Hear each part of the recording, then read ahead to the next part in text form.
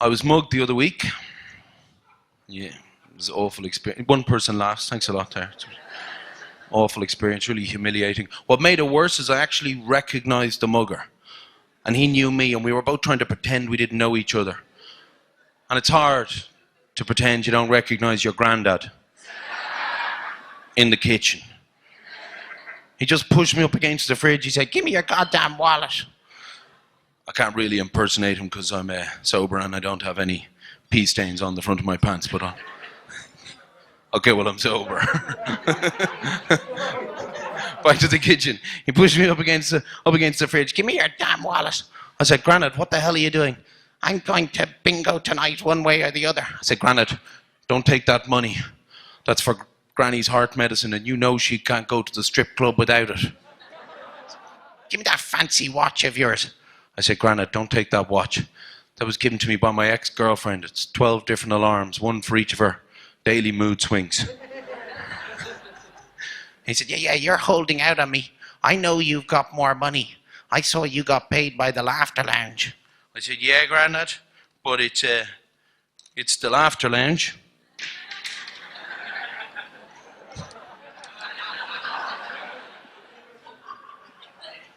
He said, "Put the crap in the envelope and give me that ring." I said, "Grandad, don't take that ring. That was given to me by my aunt, your sister. It was weird when she proposed.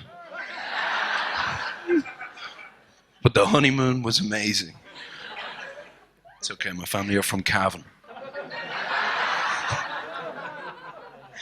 He grabbed the stuff and he started to walk out, and he looks back and he says, "You get back to your crappy tricks." I said, "Excuse me? Look in the envelope." He started to rip it up. The watch was gone, the money was gone, and so was the ring. Save it for the end, sir. The ring was back on my finger, the watch was back on my wrist, and the money was back on my wallet. There you go. So I was mugged the other day. It was a dreadful experience. What made it even worse is I actually recognised the mugger. I knew him and he knew me, and we were both trying to pretend we didn't recognise each other. It's hard to pretend you don't recognise your granddad in the kitchen. He just grabbed me, pushed me up against the fridge. I was like, "Granddad, what are you doing?" And he looked at me and said, give me your damn wallet." It's hard for me to pretend to be Granddad, by the way, because I'm sober and I don't have any pee stains on the front of my pants. But okay, well, I'm sober. I got that from Granddad. Not the trousers, the condition. Anyway, back to the kitchen. He grabbed me, pushed me up against the fridge. "Give me your damn wallet." I was like, "Granddad, don't take this money. It's for Nana's heart medicine, and you know she can't go on the bouncy castle without it." He said, give me your watch." I was like, "Granddad, don't take that watch. That was given to me by my girlfriend. It's 12 different alarms, one for each of her daily mood swings." He said, yeah, whatever. I know you've been paid. You're holding out on me. I saw you got paid by Vanishing Ink earlier. I was like, "Yes, I did get paid by Vanishing Ink, but it's Vanishing Ink." Anyway, back to the story. Granny said, "Put it in the envelope." I was like, "Okay, Granny." He said, "Give me that damn ring." I said, "Granny, don't take that ring. That was given to me by my aunt. Your sister. It was weird when she proposed. But the honeymoon was amazing." It's all right. It's perfectly normal. My family are from Urlingford. He grabbed the envelope. He started to shuffle off. He looked back and said, "You just get back to your crappy tricks." I said, "Excuse me? Crappy tricks?" So snapped my fingers. He looked inside the envelope and he started to rip it up. The watch was gone. The money was gone. And so was the ring. No, save it up for the end, because the ring is back on my finger, the watch is back on my wrist, and the money is back in the wallet.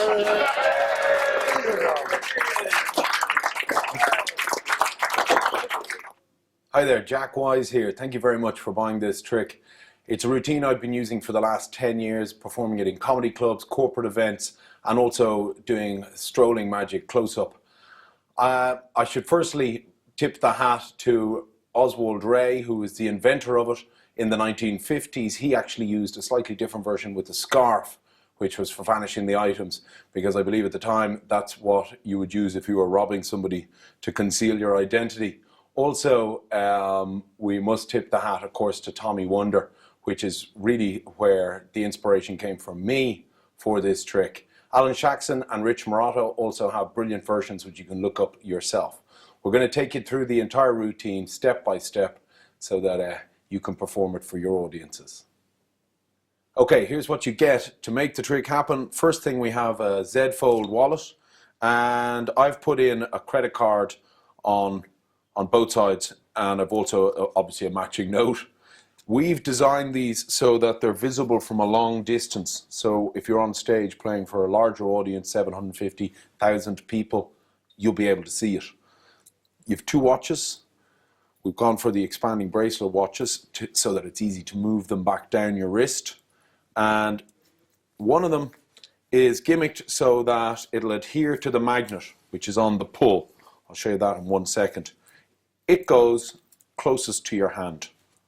Now, I'm left-handed, so if you're right-handed, which 90% of you are going to be, you're going to have to reverse everything. My apologies. An envelope, you can use any envelope. I recommend the cheapest you can possibly get. Go down to the dollar store. These are white. The larger the envelope, the easier it'll be for you, and I'll show you why in just a second. Here we have the magnet, which is attached to just to the corner of the pocket. Now, you're going to have to experiment. We're going to provide this so that it'll vary. You can vary it yourself depending on your body size. What you want is that you have enough pull to bring the watch, the money, and the ring, or the watch, not the ring. The ring won't be going into the jacket. The watch and the ring, the watch and the money into the jacket without it hitting on the opposite side. If it's hitting on the opposite side, you've got to tell. The audience are going to spot it. So you want to either slacken the elastic or move it closer to the edge of your jacket. So, wallet on the inside, envelope furthest from your body, and we are ready. 1 second. Yeah, we're ready to begin. So you draw back the sleeve, taking off the first watch. It'll automatically close because of the magnet in it. You draw down the second one, being careful not to flash the watch. You then reach in, taking out the wallet, remove the money, and I always put the empty side, the side I've just removed the money from, in closest to my body. I know that obviously the money is on the opposite side for when I'm doing the revelation at the end. You put the two together, and then as you reach in, supposedly to get the envelope, you're going to pick up the magnet, covering it with the envelope, which you draw out. Now, I wear black shirts typically on stage. If you wear a different colored shirt, you've got to be very careful about flashing. So here's how you prevent any possibility of it flashing. You remove the envelope just far enough so that you can bring your hand around. And by doing that, there's no possibility of the elastic actually flashing on a white shirt. Connect the magnet, and now you have the watch pinned in place with the money. You then rotate around, opening up the envelope, and you're going to put the entire package into the envelope. Now, look closely at the positioning of the envelope, because I have the furthest corner is at the tip of my jacket, just on the edge of the jacket. This means when you put in the items, let me just turn this way so you can see. What I do is I extend both my first finger and my little finger, which hit either side of the envelope, as I feed the package around the edge of my jacket. It falls almost in a pendulum motion. And because of the length of the envelope, it covers it. There shouldn't be any flashing. You're then going to remove the ring. And what's happening from an exposed perspective, you're going to put it onto your finger as you flick the bottom of the envelope with your middle finger. And this gives the illusion of taking it and dropping it into the envelope. Bring out your hand, showing that it is in fact empty. You then do your magic gesture. You tear the envelope in half, and the ring is on my finger all the time. Tearing in half, in quarters, And now when you throw them in the air, as you throw them in the air, I throw with my left hand, your right hand is going to drop. The finger, the thumb with the ring on it being concealed behind the other fingers, is going to drop away. As you throw them in the air, what's happening on the other hand is you're loading the ring onto your middle finger. Throw them in the air. As they flutter to the ground, you hold your hands in this position. This was showed to me by Dan O'Donoghue, an Irish magician, and thanks Dan for allowing us to use it on this DVD. You're closing your fingers like that, which gives you a good exposed empty hands.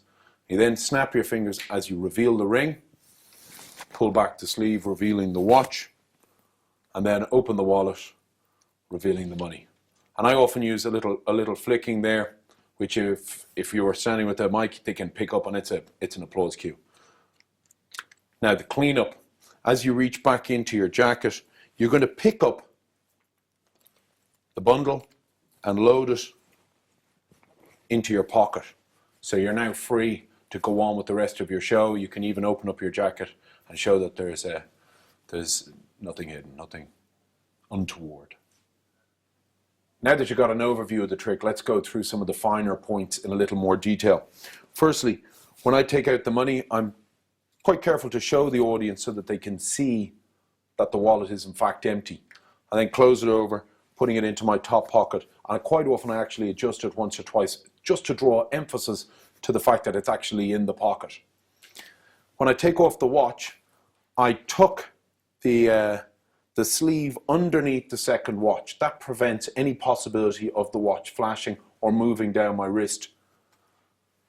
Take off the watch, and then I make a point of making sure that my arm is facing away from the audience. I then draw down the second watch so that it's in place.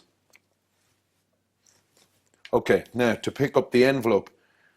First thing I do, there's two ways you can actually connect this. You can connect it so that the wallet holds the magnet in place. You can put something metallic in the bottom of your pocket if you're more comfortable with that. I usually just attach it to the safety pin, so you know exactly where the magnet is to pick it up. I pick it up between the first finger and thumb, and then I pinch the envelope using the back of my first finger, and my second finger I draw it out of the pocket. When you remove the envelope, the magnet is concealed behind it with the elastic running along to the edge of the jacket. Make sure to keep the envelope so that the corner is just behind the jacket, because otherwise you risk flashing the elastic. I then bring, rather than trying to bring the watch and the money to the magnet, I bring it over the top and connect using the envelope as cover. Once you've connected, you're free to move around without any real risk of flashing the elastic because it's following the contour, the line of your arm. Then open up the envelope, and to put it into the envelope, the first thing I do is extend my first finger and my little finger, and this is to give the illusion of my entire hand going into the envelope. What's actually happening is at the last second, as I bring my hand down, I veer backwards with the second and third finger, which are holding the package of the watch and the money. They're fed around the edge of the jacket and allowed to drop. Now, because I'm holding the envelope on a kind of a 45-degree angle, when it swings down, the envelope acts as cover, preventing any possibility of flashing of the watch and the money going south. So now they're safely out of the way. All that's left is the ring. You take the ring.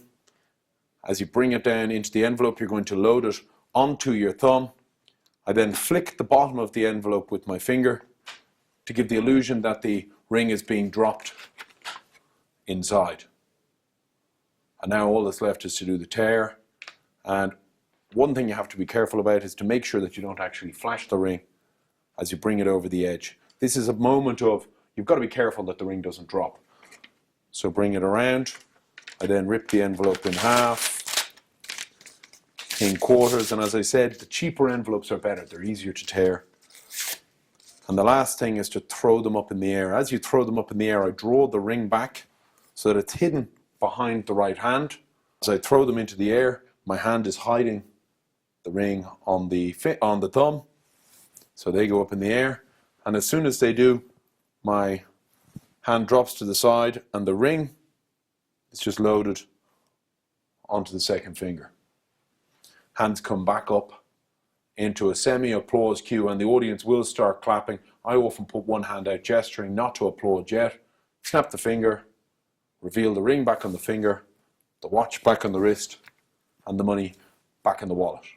To clean up, as you put the wallet back into your pocket, veer down, grab the money and the watch, drop the whole lot into your pocket.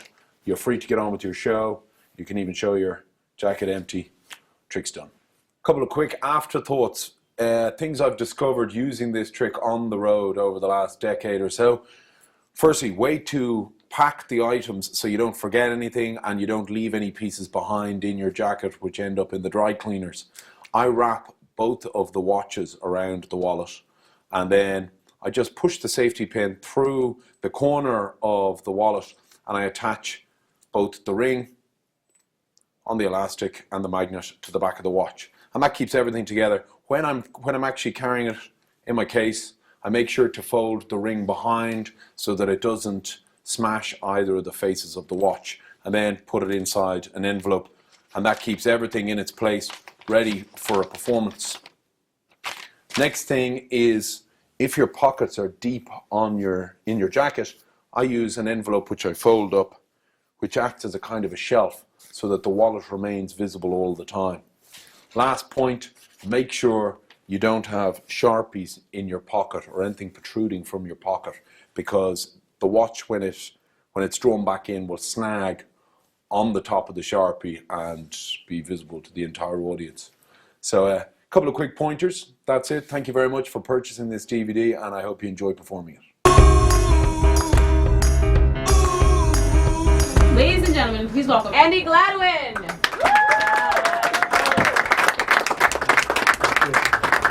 So I have good news. One of you is going to get a chance to win 3 of my most prized personal possessions. All you have to do is answer 3 questions correctly. You get them all right, you win all 3 prizes. So let's start by playing for my watch. And tonight's contestant is going to be you, sir. What is your name? Todd. Todd? Yes. It's the first question answered correctly. I'm very impressed. Good work, Todd. It does get harder though. Okay. Let's up the ante. We will play for some money. Let's play for 100 of your American dollars. Oh boy. Todd, this question much more difficult. Are you ready for the second question? Yes. That's the correct answer as well. Very impressed. Let's give it up for Todd, everybody. This is your prize envelope, Todd. Everything goes inside. So far, we're 2 down. The last one does get more difficult, though. The ring goes into the envelope. Todd, the final question. What 3 prizes did I place inside the envelope? Your watch, $100, and a ring. See, I'm afraid that's not correct. I didn't place anything inside the envelope. You see, the watch is still on my wrist. The ring is still on the finger. And of course, the money is still in the watch. So I made a few tweaks to how I perform Jack Wise's routine, and I thought I'd share them with you here. Firstly, I've placed a safety pin in the lapel of my jacket. I just placed it through from this side, and then I use the magnet and I attach it to that safety pin. This means that when I get the hook up, I'm already there. It's so easy to do. So let me show you what happens. Take the watch off. I'll put the note in, but I won't do that now. And it's all secured. Now I come up to my pocket to get the envelope, and as I do, I just kind of twist my hand around. That automatically connects it to the magnet as I remove the envelope from my pocket. Now the reason this is quite useful is Jack has another way of doing this, as you've already seen in the explanation. But this way, I'm immediately hooked up. I don't need to move the watch forward and do the hook up. I'm already there, so that when I then do the fake place into the envelope, it's so much easier, at least for me. It's a kind of really smooth way of doing it. Let me also talk quickly about my routine that I use. Jack has a really great presentation. He's a stand-up comedian, and I think it really shows in the presentation. But for me, I always thought the idea of doing mugged, it didn't really suit my personality. And the reason is, I don't think the audience would think that I have been mugged, because I would probably have a black eye and I would definitely lose if there was a fight. So it doesn't seem very believable for me. So you know, other people it does. You know, Jack's presentation is hilarious with his granddad beating him up. but I applied it to a different presentation. Mine is simple. I say I'm going to let somebody have the chance of winning 3 of my most prized personal possessions. So we play for my watch, we play for my money, and for my ring. And then I have 2 kind of comedy questions. The first one, so I say that they have to answer all 3 questions correctly, and if they do, they get to win all 3 prizes. But if they don't, if they get one of them wrong, they win nothing. So the first question, I say to somebody, hello, what's your name? He says his name's Dave, and then I say, it's correct, you got the first one right. So that's the first question covered, and it's just a fun idea, gets a little laugh. And then I say the second one is much more difficult. I'm going to play for some money. I say now, are you ready for the second question? The guy says yes. I go, correct. You got it right. So that's 2 down, 1 to go. So it's just kind of a funny little thing that they weren't expecting the questions to be that silly. But then it gets real for the last one. So at this point, I'm holding the envelope, the ring has gone in, and it's like my thumb using Jack's exact handling. I haven't really changed any of the handling other than the idea of having the hook up here. So I say for the final question, you have to get this one right to win all 3 prizes. What 3 objects did I place inside the envelope? And they will do one of 2 things in my experience. Almost certainly they will get it right. They will say the ring, the watch, and the money. Or secondly, they'll start to struggle, and the audience will help them out. But I really kind of cue the audience to help them out. As soon as I see if he starts to kind of, not fully remember, that's when I say, come on guys, you can help out as well. Once he says all 3 objects, I say, actually you're wrong, I place nothing inside the envelope, I rip up the envelope, throw it in the air, and at this point I have to change the presentation slightly. I can't say, and the ring is back on my finger, the watch is back on my wrist. Instead I have to say, the watch is still on my wrist, the ring is still on my finger, money is still in the envelope. Otherwise it wouldn't really make sense, because apparently I placed nothing inside the envelope. Sometimes, by the way, the guy might make a bit of a joke. He might say, oh, this is what happened a couple of days ago. Don't ask me why. He said you placed the watch, the money, and some false teeth inside the envelope. True story. I don't know why he said that. I guess he was trying to get a laugh. So at that point, you just adapt what you say before you rip it up. You go, you were so close. You could have won everything, but now I'm afraid you win nothing. Then you rip up the envelope and throw it. So you can always adapt your presentation to what he says. So I've really loved performing this routine. I think it's a really practical routine. You can use it in walk-around magic. You can't do any other mugged in a walk-around situation. And by adapting the script, I've been able to create something that's kind of in the moment. I'm creating a piece with the audience. The audience are fully involved, and I use it as my opener for a lot of routines because it's very quick. My presentation is edited down so much that it lasts about 1.5 minutes. So immediately you involve not just the one guy, but the whole audience because you can bring them in, and I think that's the best kind of opener, and it's very magical. So thanks to Jack for such a great trick, and I hope you enjoy playing around with this handling, which is the idea of having the magnet against the safety pin, and the presentation too.